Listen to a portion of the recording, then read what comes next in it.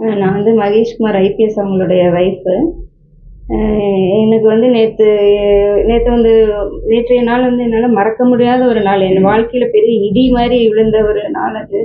என்னுடைய திருமண நாள் ஆக்சுவலி நேற்று. எங்களுடைய திருமண நாள் அதுவுமா எங்களுக்கு இந்த மாதிரி ஒரு பழிவாங்கும் செயலை வந்து அந்த பொண்ணு செஞ்சது எனக்கு பெரிய பெரிய ஒரு அதிர்ச்சி.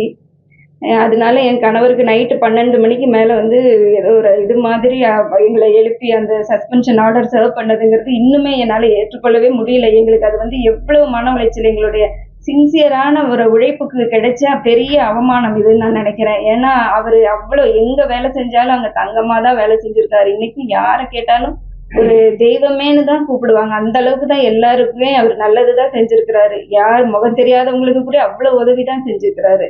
பட் ஒரு பழிவாங்கும் செயலா இந்த ஒரு பெண் காவலர் அவங்க செஞ்சது வந்து இன்னைக்கு என் கணவர் பாதிக்கப்பட்டனால என் குடும்பம் எப்படி கஷ்டப்பட்டு செதஞ்சு நிற்கிதோ அது மாதிரி இன்னொருத்தங்களுக்கு அந்த பாதிப்பு வரக்கூடாதுங்கிறதுக்கு வேண்டிதான் இன்னைக்கு நான் பேட்டி அவங்க கொடுக்கணும்னு முடிவு பண்ணினது. என்ன ப்ராப்ளம்னா இவங்க 2 பேரும் வந்து இப்போ அந்த பொண்ணு பாலியல் பலாத்காரம், பாலியல் துன்புறுத்தல் அப்படின்னு எல்லாம் சொல்றாங்க என் கணவர் மேல. ஆனா அந்த மாதிரி எதுவுமே இல்லை. அவங்க 2 பேருக்கும் ஆல்ரெடி ஒரு ரிலேஷன்ஷிப் இருந்துச்சு. எனக்கு அது தெரிஞ்சு நான் இடையில பலமுறை நான் அவங்க 2 பேரையும் நான் கண்டிச்சிருக்கேன்.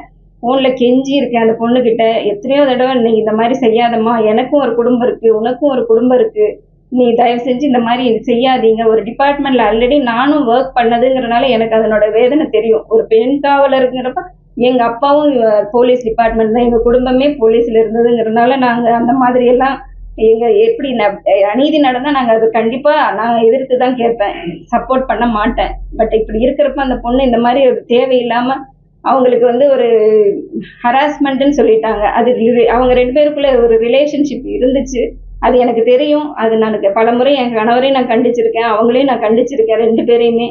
ஆனா அது இன்னைக்கு இப்படி ஒரு பழிவாங்கும் செயலை என் திருமண நாள் அன்னைக்கே அது வந்து வேணும்னே அவங்க செஞ்சு எங்க குடும்பத்தை பிரிக்க பார்த்துருக்காங்க.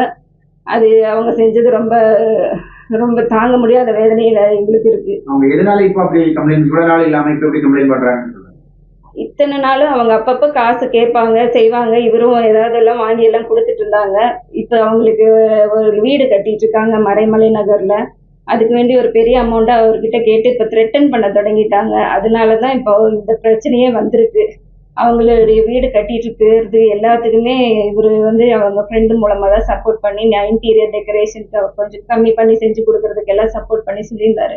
பட் இப்போ அந்த வீட்டை கட்டணுங்கிறப்ப நாங்கள் அந்த மாதிரி எல்லாம் இல்லை, அந்த மாதிரி சம்பாதிக்கிற ஆளுகள்லாம் இல்லை. நாங்கள் நேர்மையான அதிகாரிகள். எங்கள்கிட்ட அந்த மாதிரி 25 லட்சம்லாம் கேட்டால் நாங்கள் எங்கே போகிறது?